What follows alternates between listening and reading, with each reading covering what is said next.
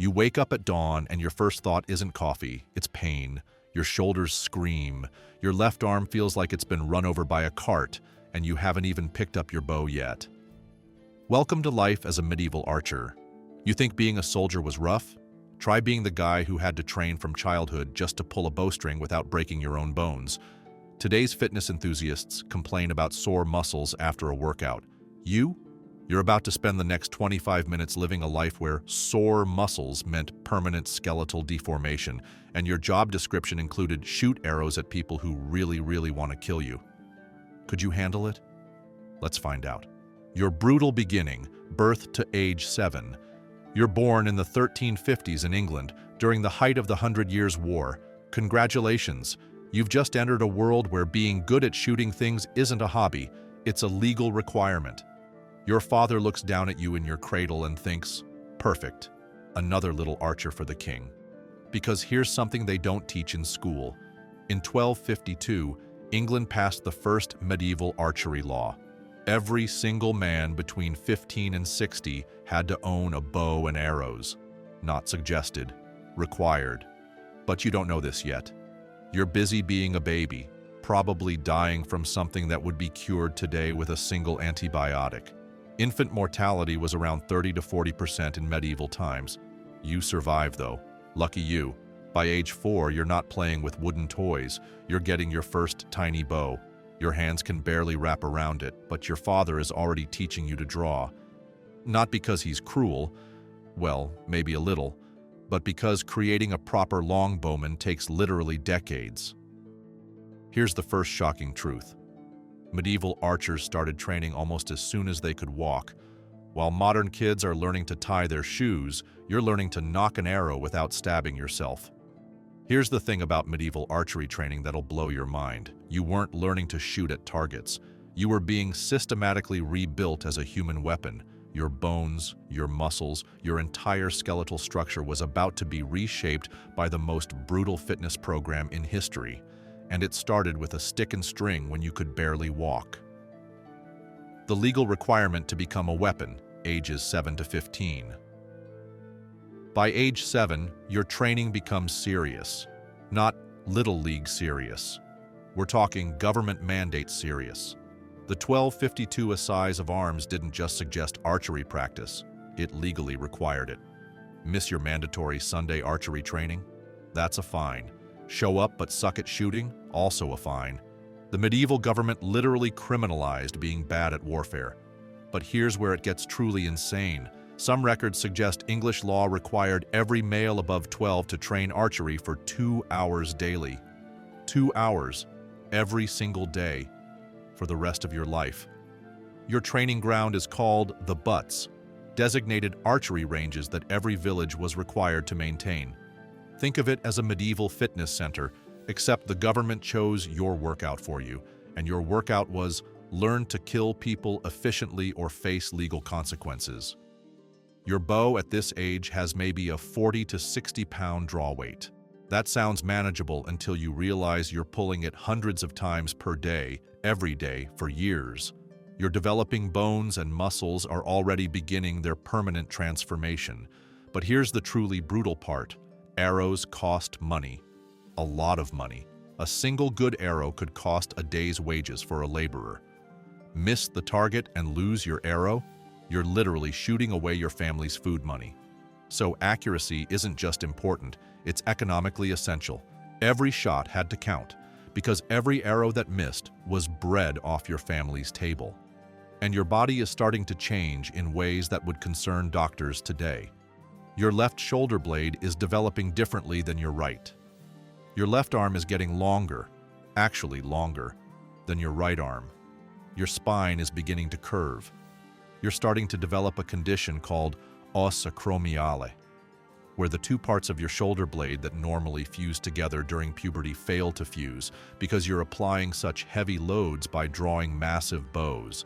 Basically, your skeleton is refusing to finish developing normally because you're asking it to do impossible things every single day. These aren't temporary aches and pains. You're literally reshaping your skeleton to become a human ballista. Becoming the weapon, ages 15 to 25. Welcome to adulthood, medieval archer style.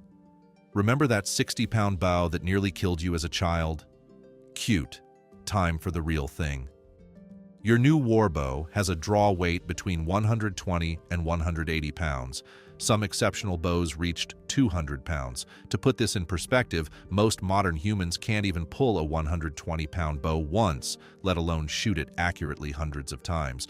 One of the Mary Rose bows was 200 pounds draw weight, and the archer who used it was 6 feet 8 inches tall. You've become a human artillery piece. You can do it because you've been training for over a decade. Your body isn't human anymore in the conventional sense.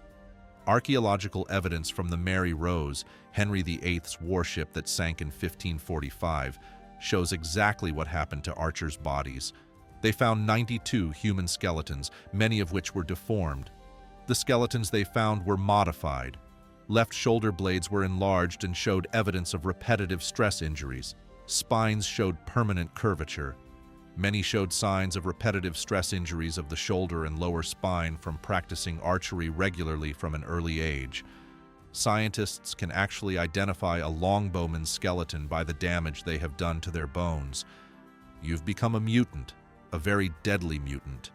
Your effective range with this bow is 240 meters, about 2.5 football fields. Your maximum range with a flight arrow could reach 400 yards. You can punch through chainmail like tissue paper and make even the best plate armor seriously uncomfortable for whoever's wearing it. But here's what makes you truly terrifying. You can shoot 12 arrows per minute. In a pitched battle, you'll be provided with 60 to 72 arrows. Do the math. That's 6 minutes of continuous shooting before you're out of ammunition. 6 minutes of death raining from the sky at machine gun pace. And here's the economic reality that makes this even more brutal. You're earning 3 pence per day as a foot archer, while a common laborer earned 3.5 pence per day. You've spent 15 years turning yourself into a superhuman killing machine for less money than someone who digs ditches. Your first real battle, age 20. You're standing in a muddy field in France. It's 1415, and you're at a little gathering called the Battle of Agincourt. The French have brought about 25,000 men. You English have maybe 8,000. Bad news, you're outnumbered 3 to 1. Good news, about 7,000 of your guys are longbowmen just like you. Your captain gives the order. Draw! You reach for your first arrow. Your shoulder muscles, deformed and enlarged from years of training, flex with inhuman power. You draw back that 150-pound bow like it's nothing because to you it basically is nothing. Loose. The sky goes dark, not with clouds, with arrows. 84,000 arrows per minute are flying toward the French line. That's more firepower than some modern machine gun units. At full deployment, English longbowmen could maintain this rate of fire for their entire ammunition supply. That's 6 solid minutes of continuous arrow storm, 504,000 arrows total launched by your unit alone. The sound is indescribable. Modern combat veterans who've heard artillery barrages say the closest thing would be standing next to a freight train while someone operates a chainsaw, but louder. The French charge hits your arrow storm and disintegrates. Knights who looked invincible 30 seconds ago are pincushions. Horses are screaming. The flower of French nobility is drowning in mud and English arrows. You've just participated in one of the most lopsided military victories in history. The French lost about 10,000 men. The English lost maybe 400. Your mutant skeleton just changed the course of European history. But here's the part they don't tell you in the history books. After the battle, you spend hours walking among the corpses, pulling arrows out of dead bodies, because arrows are expensive and dead Frenchmen don't need them anymore. The daily grind of death, ages 25 to 35. But battles like Agincourt happen maybe once or twice in your lifetime. Most of your military service is far less glamorous and far more brutal. You're stationed at some godforsaken castle on the Scottish border, shooting at raiders, poachers, and anyone else the local lord decides needs ventilation. Your daily routine is practice, maintenance, guard duty, and more practice. Those 150-pound draw weights are taking their toll. Your joints sound like Rice Krispies when you move. Your left shoulder looks like someone installed a tumor under your skin. It's just overdeveloped muscle and bone adapting to impossible stresses. Modern sports medicine would classify you as having multiple repetitive stress injuries that require immediate surgery and months of physical therapy. Medieval medicine classifies you as fine, stop complaining. Your diet consists of whatever the army quartermaster could steal, borrow, or threaten from the local population, mostly bread, ale, and whatever protein you can catch. Your teeth are falling out from scurvy. Vitamin C deficiency that would be solved today with an orange. You're maintaining multiple bows because they break, a lot. Yew wood is tough, but 150-pound draw weights will eventually snap anything. You've learned basic bow making because replacement bows are expensive and armorers are rare. You can splice, repair, and retillering a bow in field conditions using nothing but a knife and whatever materials you can scavenge. These aren't skills they taught you. These are skills you developed or died. Here's another brutal fact. You're also the camp's unofficial surgeon. When arrows need to be extracted from wounded men, they call you. Not because you have medical training, but because you understand arrow construction better than anyone else. You know exactly how barbed points embed in bone. You know which arrows can be pushed through and which need to be cut out. You've become an expert in trauma surgery through pure necessity and experience. When the arrows run out, age 30.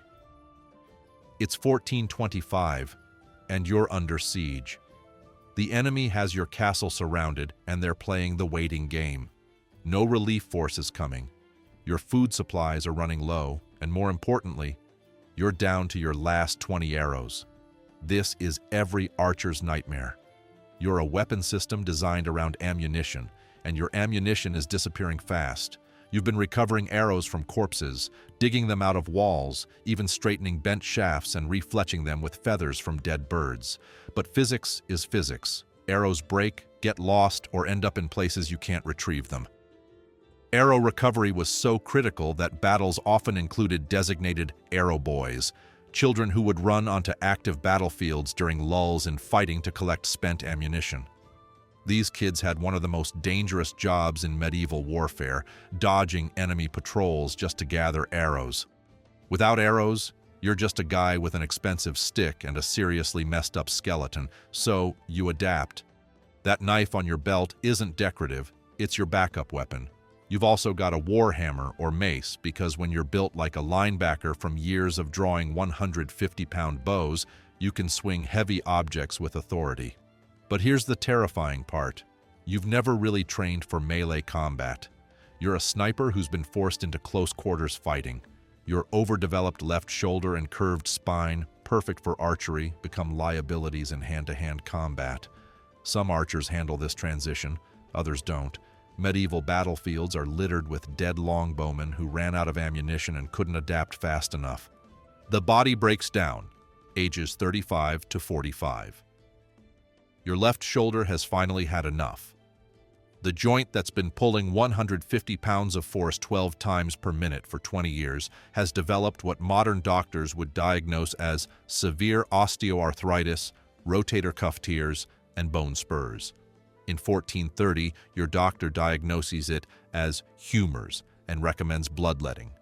You can still draw your bow, but each shot sends lightning bolts of pain through your entire left side. Your accuracy is dropping because you can't hold the draw position as steady as you used to. In archery, accuracy is literally a matter of life and death, yours and whoever you're shooting at. Your spine has developed a permanent curve from decades of asymmetrical pulling. One leg is slightly shorter than the other because your hip alignment is off. You walk with a subtle but noticeable limp. Modern physical therapists would have a field day with your body. Medieval physical therapy consists of rub some dirt on it and get back to shooting. But here's the thing, you're still better than any new recruit. Even damaged, you can outshoot teenagers with perfect bodies because muscle memory and experience matter more than raw strength. Your destroyed body makes you more valuable, not less. New recruits need 10 to 15 years to develop your level of skill. Your damaged joints are proof of your expertise. You become an instructor, teaching the next generation of human ballistas how to destroy their bodies in service of king and country. It's a promotion of sorts. You're too valuable to waste in regular combat, but too broken to be the unstoppable killing machine you once were. The changing world, ages 45 to 50. It's 1440, and everything you've dedicated your life to is becoming obsolete. Those expensive plate armor suits that your arrows used to punch through, they're getting better. Armorers have figured out how to make steel that can actually stop your bodkin points. But that's not the real threat. The real threat is a new invention that's showing up on battlefields: gunpowder weapons. Some Italian maniac figured out how to put explosive powder in a metal tube and shoot lumps of lead with it. These hand cannons are slow, inaccurate, and unreliable. They also require zero skill to operate and can punch through any armor ever made. You spent 30 years turning yourself into a superhuman weapons platform. Some peasant can pick up a matchlock, learn to use it in a week, and be nearly as effective as you. Here's the brutal math of technological change. It took you 25 years to master your war bow. A gunner can become battlefield effective in 25 days. The writing is on the wall. The age of the longbow is ending. Your king still needs archers. There will always be situations where quiet, accurate shooting matters more than raw firepower. But the massive armies of longbowmen that dominated medieval battlefields are becoming as obsolete as cavalry charges. You're watching the end of your world in real time. The skills that defined your entire existence, the skeletal modifications that marked you as elite, the decades of brutal training, all of it becoming military history. Passing the knowledge, ages 50 to 55. You're too old for campaign service now. Your drawing strength is down to maybe 100 pounds. Still superhuman by normal standards, but not enough for military work. Instead, you're teaching, training the sons of nobles who can afford private archery instruction, showing village militias how to use their mandatory bows, passing on 35 years of accumulated knowledge about trajectory, wind compensation, target selection, and the 1,000 tiny details that separate master archers from corpses. Your students look at your deformed skeleton with a mixture of awe and horror. They want to learn your skills, but they're not sure they want to pay your physical price. You try to teach them that archery isn't just about pulling a bowstring. It's about reading wind patterns, understanding how arrows behave in different weather, knowing exactly how much to lead a moving target at various ranges. It's about staying calm when 500 screaming French knights are charging directly at you because panic makes you miss, and missing makes you dead. Most importantly, it's about accepting that becoming truly excellent at something requires sacrificing everything else. Your body, your health, your normal human proportions, all traded for the ability to hit a man-sized target at 200 yards while someone is actively trying to kill you. Some of your students get it. Most don't. The ones who do get it will become the last generation of true longbowmen. But here's the sad reality. Even your best students will never reach your level. They started too late. They don't have the legal requirement forcing daily practice. They don't face the economic necessity that drove your training. They're hobbyists learning a dying art. You were a product of a system that created human weapons out of economic and legal necessity. The final years, ages 55 to death. You're 58 years old, which makes you practically ancient by medieval standards. Your left arm is essentially non-functional. The shoulder joint has fused partially, and you can barely lift it above chest height. Your spine looks like a question mark. Walking more than a few hundred yards leaves you gasping for breath. The muscle mass that once made you a walking weapon has atrophied, leaving you looking like a scarecrow wearing human skin. But your eyes are still sharp, and your knowledge is invaluable. Local lords still consult you about defensive arrangements. You can look at a castle wall and instantly identify the best positions for archer coverage, the blind spots that need attention, the angles of fire that will maximize casualties. You spend your days making arrows. Your hands are too weak to draw a warbow, but they're still steady enough for fletching and point setting. It's peaceful work that lets you contribute while acknowledging your physical limitations. Sometimes young soldiers visit, wanting to hear stories about Agincourt, about the great battles, about what it was like when longbowmen ruled the battlefield. You tell them about the mud and the screaming and the sound of 84,000 arrows darkening the sky. You tell them about watching the flower of French nobility drown in their own blood, while English peasants with crooked spines and overdeveloped shoulders rewrote the rules of warfare. You don't tell them about the nightmares, about waking up at 3 a.m. with phantom pain in your destroyed shoulder, about the faces of the men you've killed, not the knights in armor, but the foot soldiers who looked just like you, who died because they were standing in the wrong place when you needed target practice.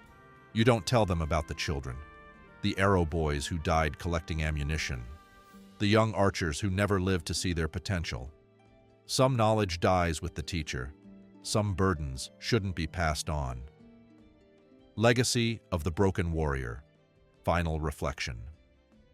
You die on a Tuesday in winter, probably from pneumonia or some other respiratory infection that would be trivial to treat today.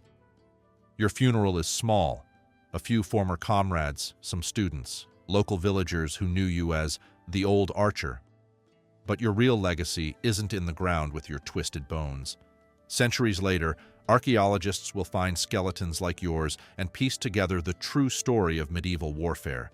They found 92 human skeletons on the Mary Rose, many of which were deformed. Researchers at Swansea University used cutting-edge motion capture technology and computer modeling to identify which skeletons showed signs of repetitive stress injuries that suggested they had been part of the elite company of longbowmen.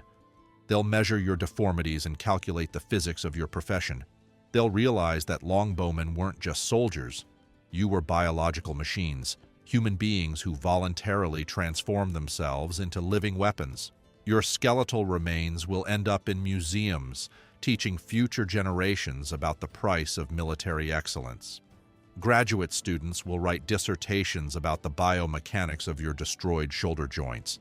You became a historical artifact, but you were once a person who made an impossible choice: sacrifice your body, your health, and your normal human proportions in exchange for the ability to kill people very efficiently from very far away. And here's the most shocking thing: you weren't unique. The 1252 Assize of Arms required that able-bodied men of certain means between the ages of 15 and 60 be equipped with a bow and arrows and know how to use them. There were thousands of men like you, all with the same skeletal modifications, all products of the same brutal system. Medieval England created an entire generation of human weapons, not metaphorically, literally. Men whose bones were permanently altered by their function as biological artillery. And for a brief, shining moment in military history, that trade-off worked. Longbowmen like you didn't just win battles. You changed how wars were fought. You proved that superior training and technique could overcome superior numbers and equipment. You turned archery from a hunting skill into a science of death. So here's the question we started with. Could you do it?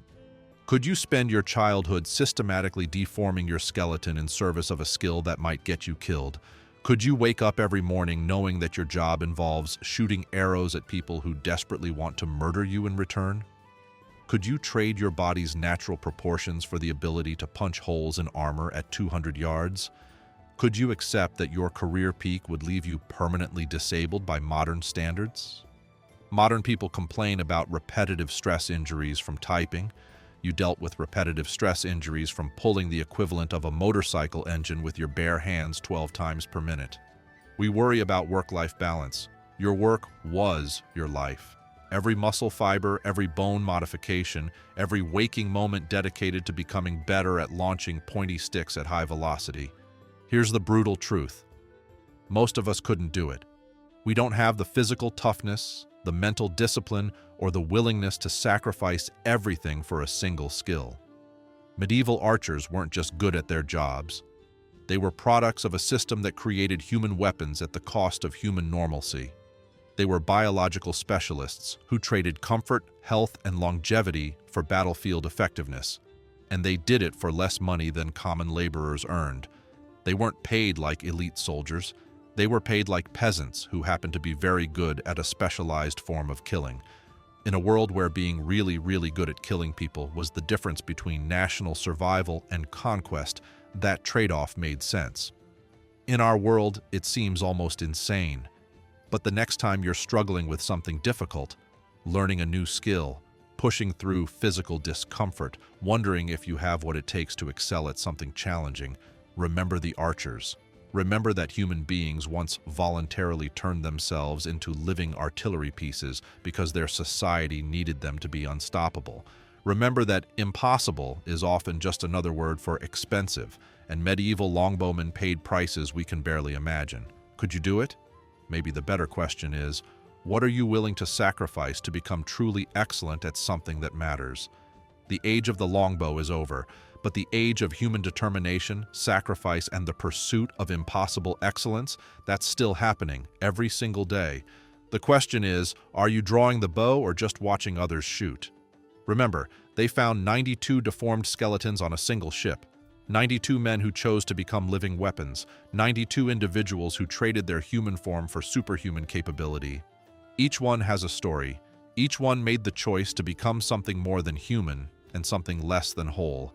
Your story is still being written. What are you willing to break to become unbreakable?